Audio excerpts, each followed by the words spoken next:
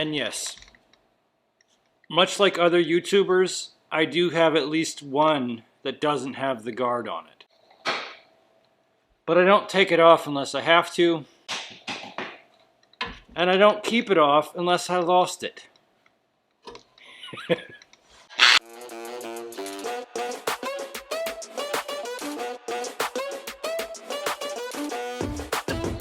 We're back. Welcome back to the shop. Thanks for stopping out with us again today. We are working on episode 8 of restoring and reviving a Jeep for my daughter. Tonight, I'm going to work on welding this cross member back into place. I talked about it a little bit last week. If you didn't get a chance to check that out, please check one of the corners. There should be a link to the playlist that has all the previous videos that we have done on this Jeep. But tonight I'm going to be doing two things. First of all, I'm going to go get a patch piece and I'm going to patch this back into place. Then I bought something extra that I'm going to put over it.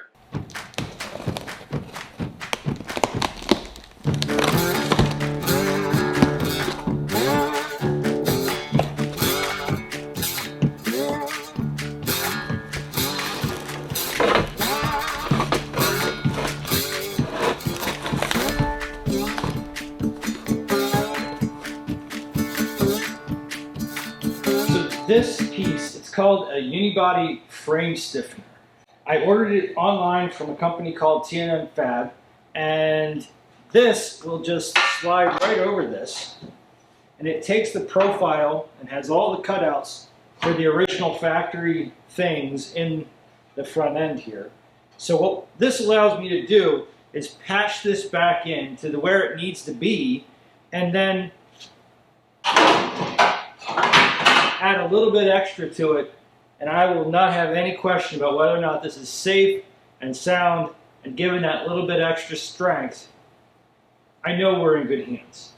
So I'm going to get at it. The first thing I got to do is I've got to go out and cut a patch panel out of our donor Jeep, bring it in, dress it up, weld it in place, and then we can start putting this on.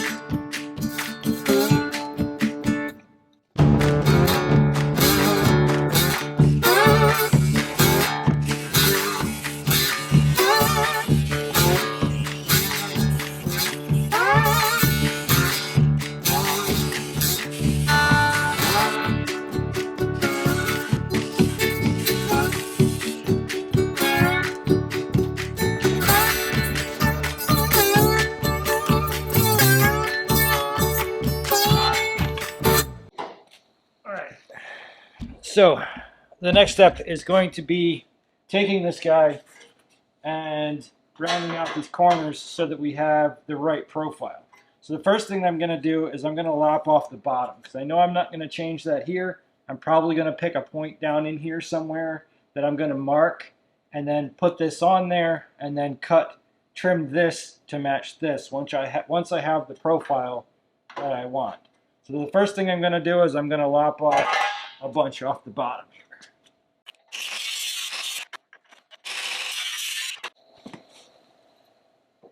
Okay, now I have a pretty good idea of how I want this to lay out.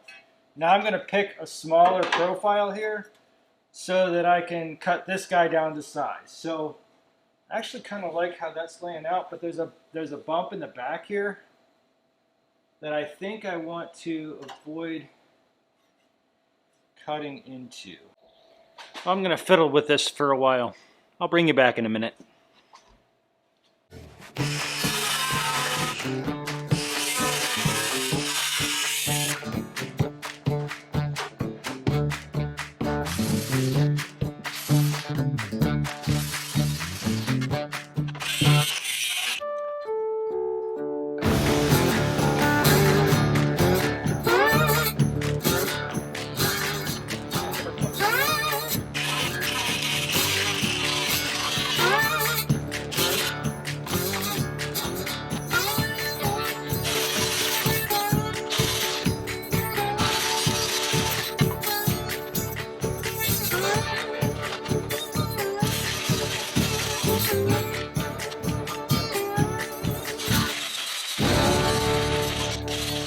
Now I've been messing with it for a while. I've got this side pretty close to where I want it. The next thing that I did was I put over here, and I'm going to mark the back. I already did.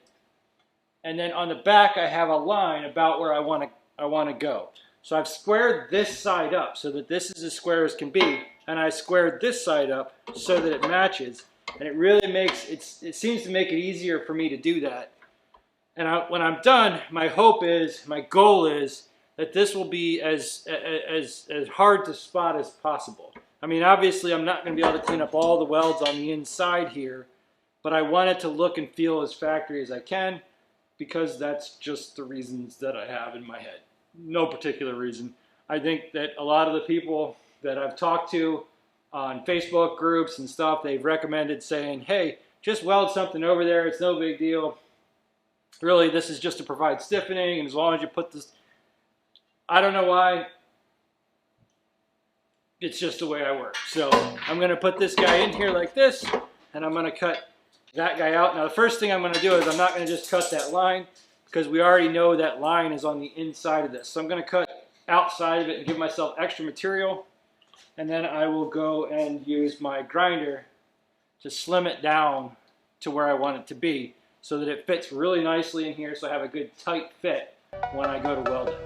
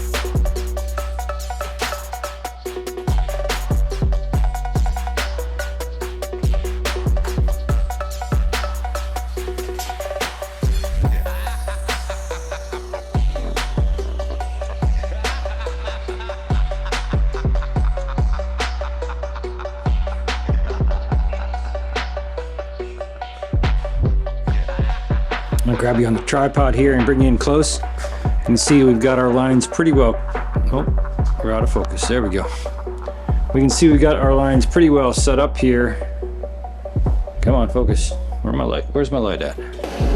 There we go. Okay, so this is what we're looking for. A nice tight fit. Down there too, right around. The only spot I got left, right in there. Come on. You can see it's just a little bit overlapped. I'm just going to buzz that. That's the last little bit to do. And then that is in pretty good shape. You get a, come on. You get a pretty good idea of what we're looking to do. And we'll get that sucker tacked in there.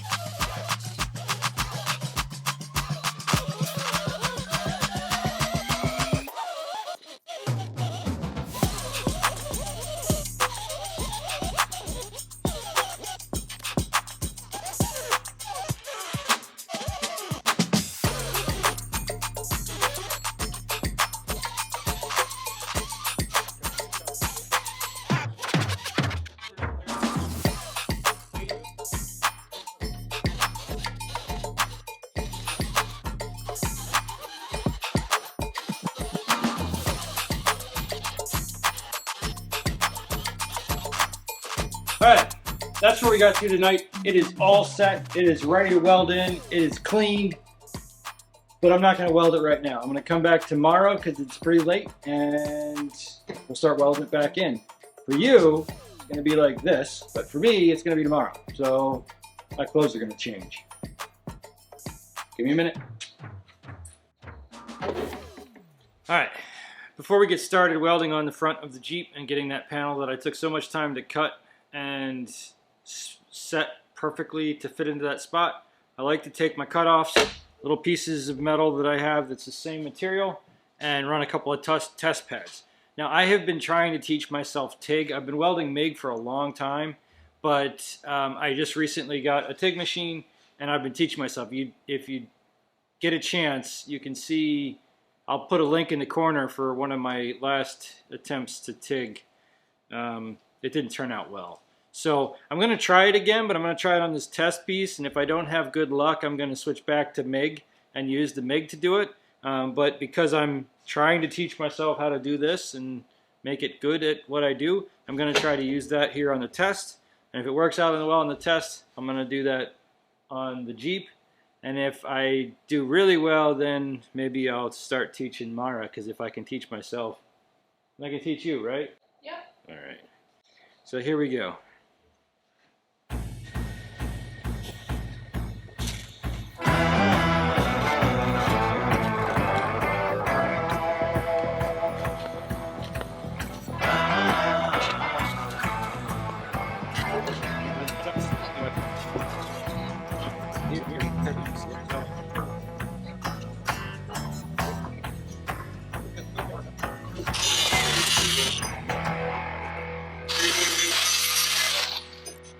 So we did a couple of test passes on here. I really like the way that they turned out. I think I'm going to give this a shot and use the TIG machine. This one, you have to keep really close to the metal but without touching it. This one, you have to dab in as you're going along. But you can't like hold it there, you have to dab it. Right. Gotcha. This one, you have to lift and push on the pedal to vary the heat. So you're doing this the whole time. That one, you set it to the right thing and then you just...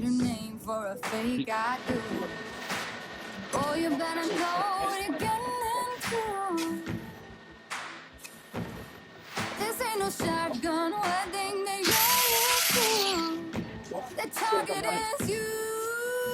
And you labor standing on the holy altar. Daddy's daughter got a smith in away. Some pistol that her daddy bought her hidden in her garter. And she ain't afraid to use it. It's up to you. Why you gonna be blood or just blood away? Because she can't help but knowing what her daddy taught her. She's her daddy's daughter.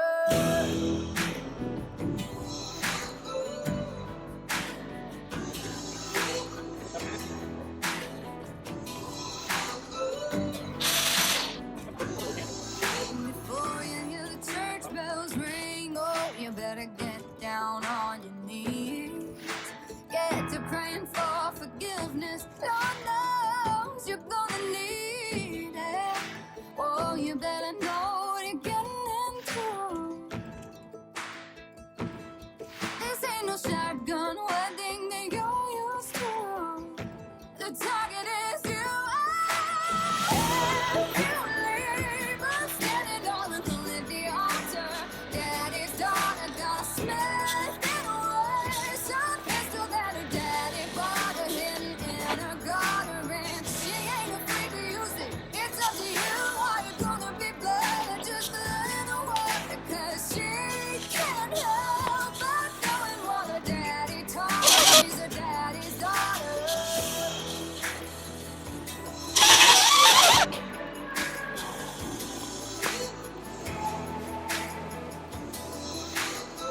Okay, I've got the TIG welding done. I'll show you a little bit of a shot of it before I clean it up. The next thing I'm going to do is I'm going to run a wire brush over it and see if I missed any spots or if anything doesn't look right. And then I'm going to do the front side and the back side and make sure that the weld fully penetrated both directions. And then if all that looks good, then I'm going to take the sander and I'm going to sand it off smooth so that we can start putting our reinforcement plate on.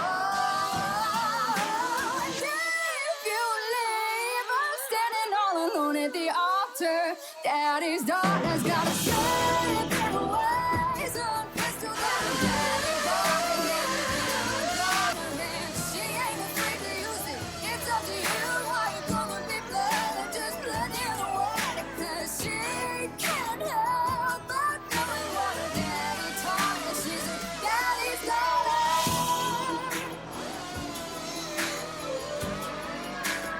Daddy's daughter.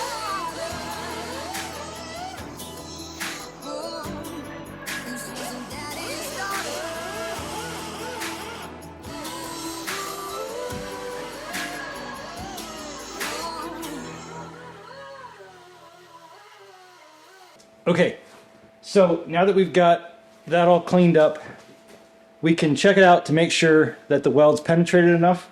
So we can see on the front, we can see any areas where it might not look perfect.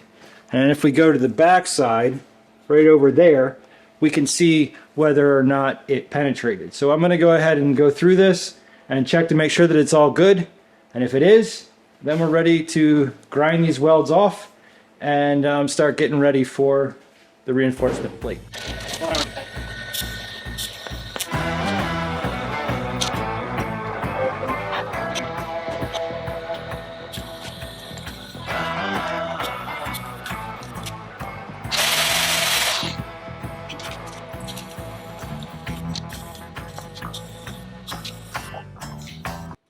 Okay, well that wraps up the welding. I have it at a good spot now. I've gone over it a couple times, made sure that it's not obvious in the back that we didn't have penetration. I did not weld the back side. I just made sure that my welds on the front penetrated through, and I can tell that by just kind of looking at the back, and I can see where I was sufficiently welding, or I had deep enough penetration. So one of the reasons why I'm not worried about this, like I know I went back and forth a lot about whether or not I wanted to replace the whole piece. Biggest reason, and I mentioned it earlier, is this piece that we've got to go right over the top.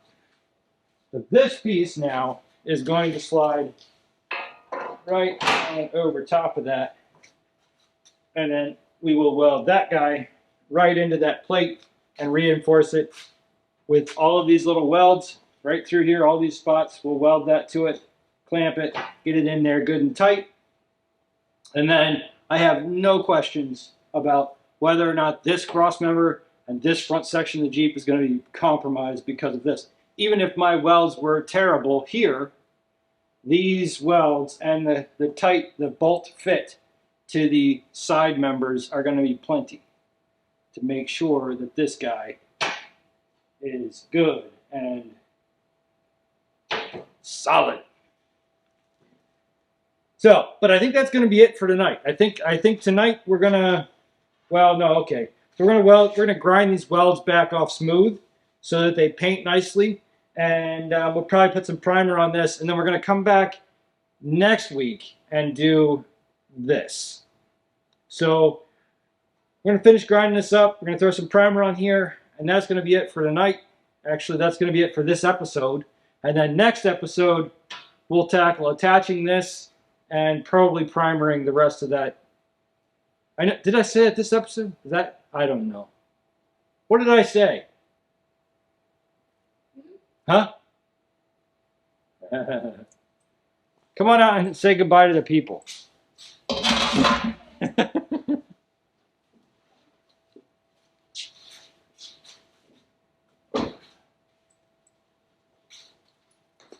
Bye, people. By people. She was out here most of the time, but this work was stuff that just wasn't, it wasn't something that was easily teachable because it took me a long time to learn it and I'm not very good at it. So I didn't have a whole lot for her to do, but she was out here helping and basically forcing me to do this.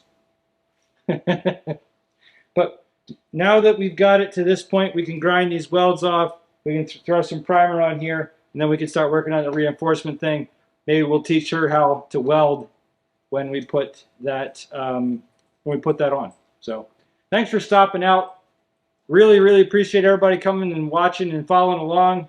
If you have any questions or comments, just leave them down below. If you want to see more of this crazy mess, then hit the subscribe button, then come on back.